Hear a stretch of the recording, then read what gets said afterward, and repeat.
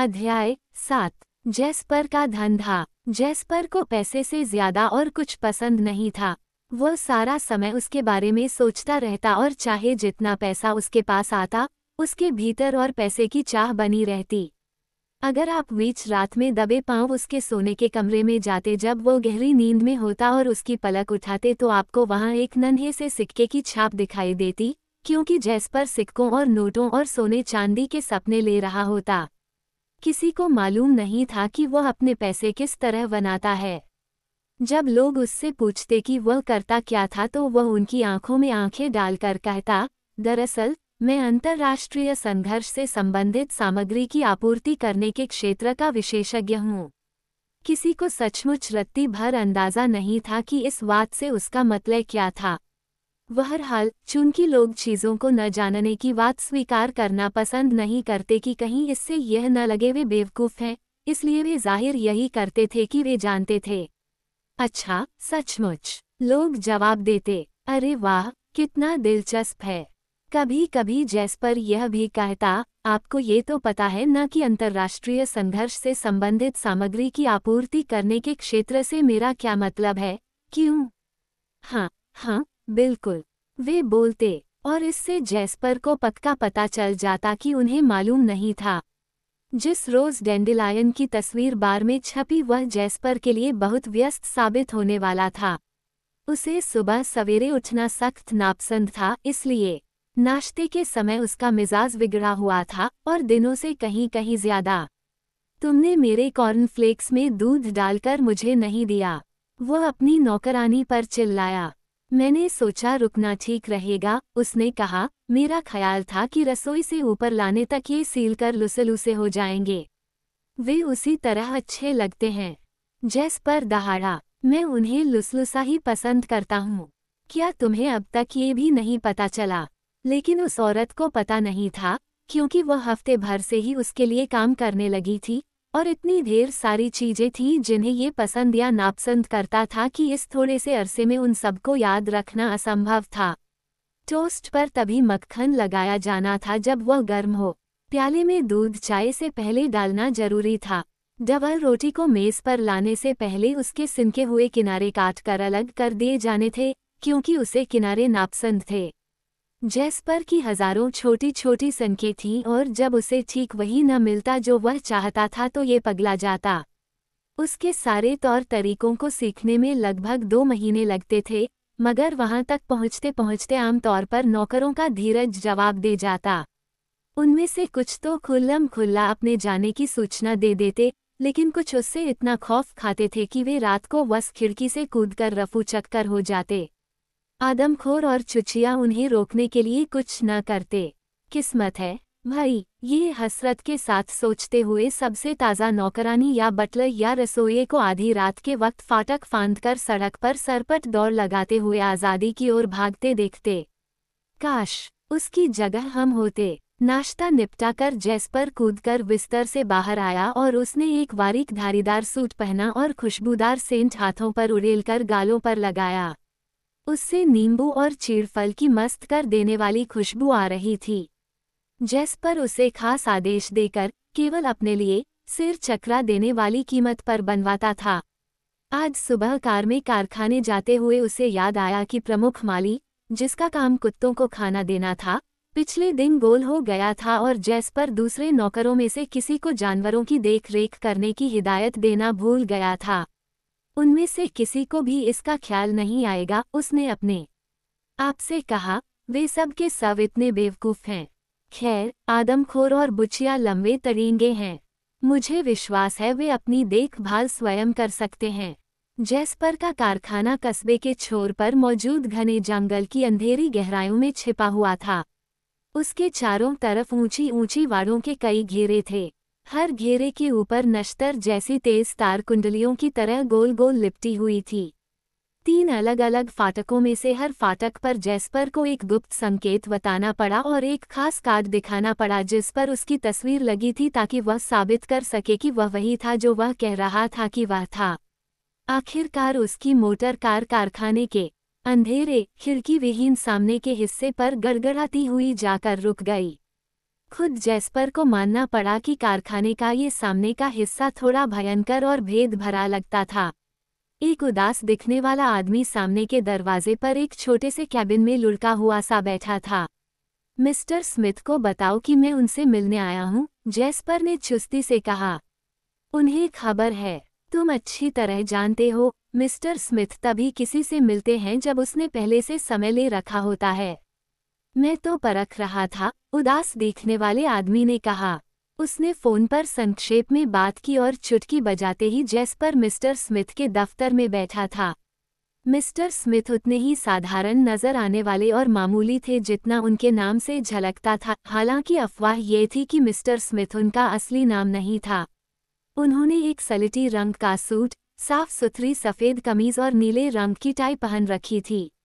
उनके बारे में गैर मामूली बात बस यही थी कि उनका एक छोटा सा सोने का दांत था जो तभी दिखाई पड़ता था जब वे मुस्कराते थे, जो वे अक्सर नहीं करते थे।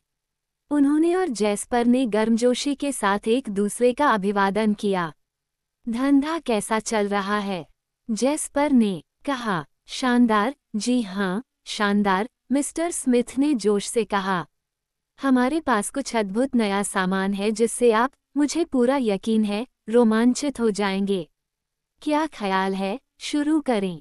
अपनी मेज के दराज से उसने एक छोटी सी चीज निकाली जो अखरोट से ज्यादा बड़ी नहीं थी। वो कहीं हरे रंग की थी और उसे उसने जैस्पर की हथेली पर रख दिया ताकि वह उसे गौर से देख सके। ये हमारा नवीनतम आविष्कार है, उसने कहा। यह एक हथगोला है, आम हथगोले से 100 गुना छोटा, मगर उतना ही दमदार।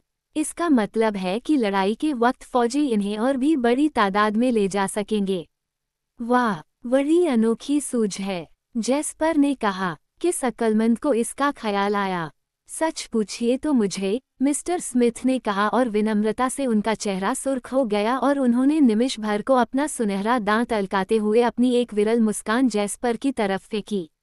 ये ख्याल मेरा था, लेकिन अंदर के कमरे में बैठे लड़के इसे साकार करने के लिए बरसों से काम करते आ रहे हैं। खूब, जैस्पर ने कहा। किस भाव दिए हैं ये?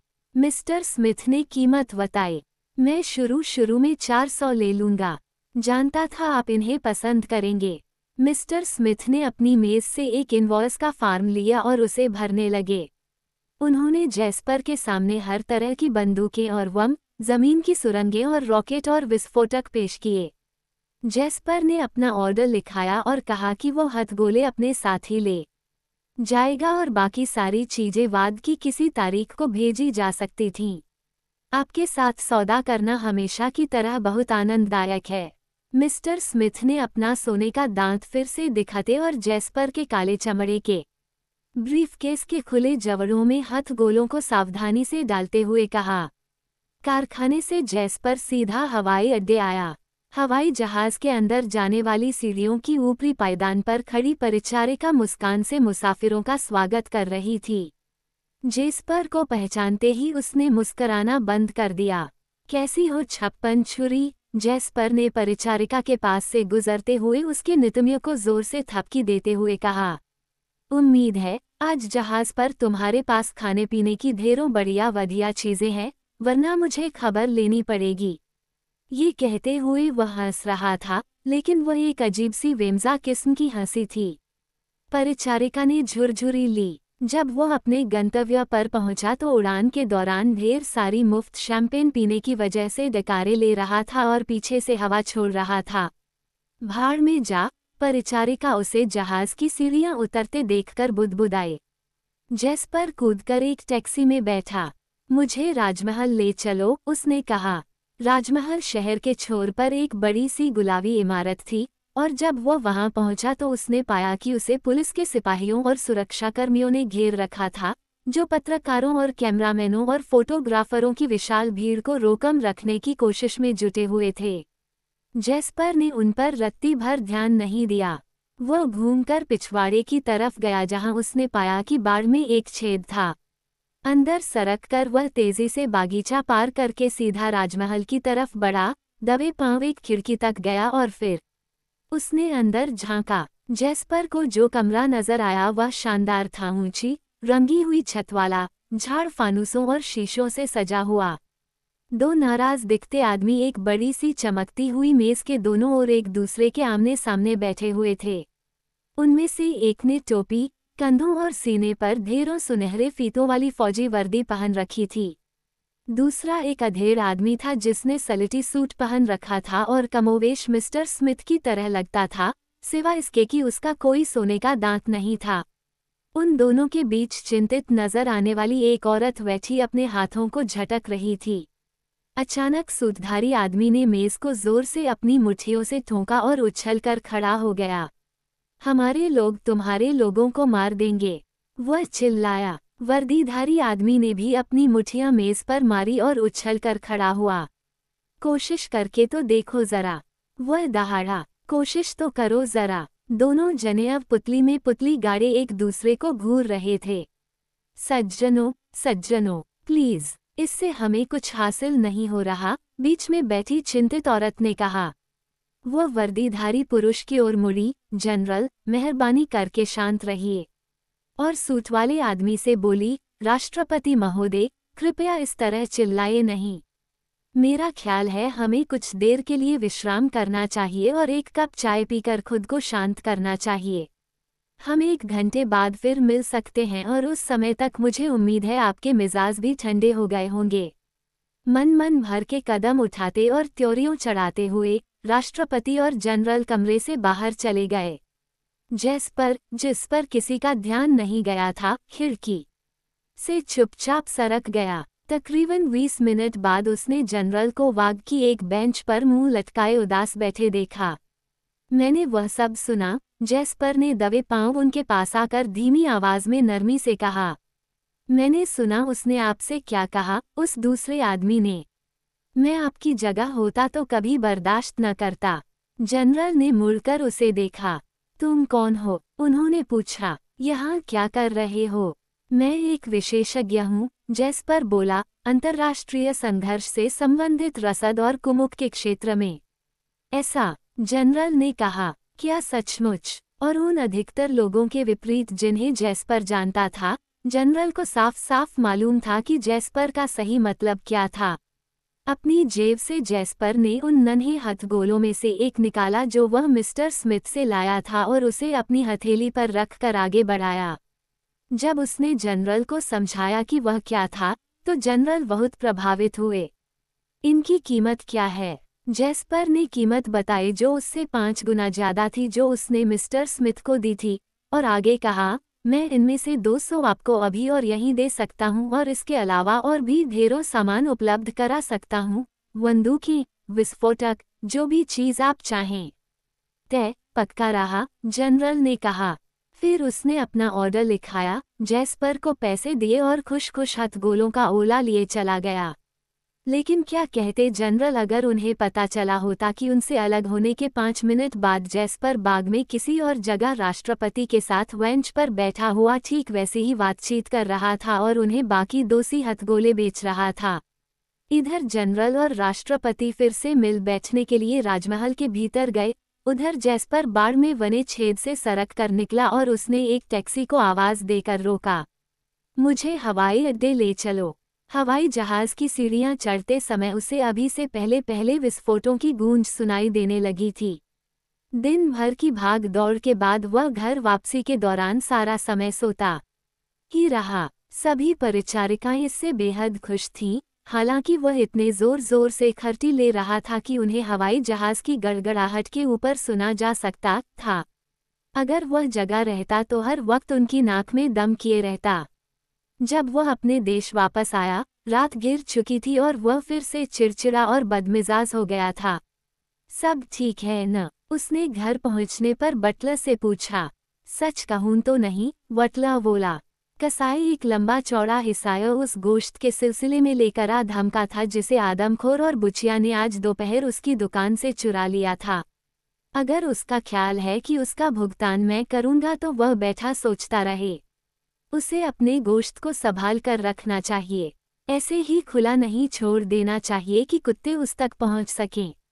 जब नौकरानी उसके लिए कोको का गिलास लेकर कमरे में आई, जैस्पर अपनी नीली सफेद धारियों वाला नाइट सूट पहनकर बिस्तर में घुस चुका था।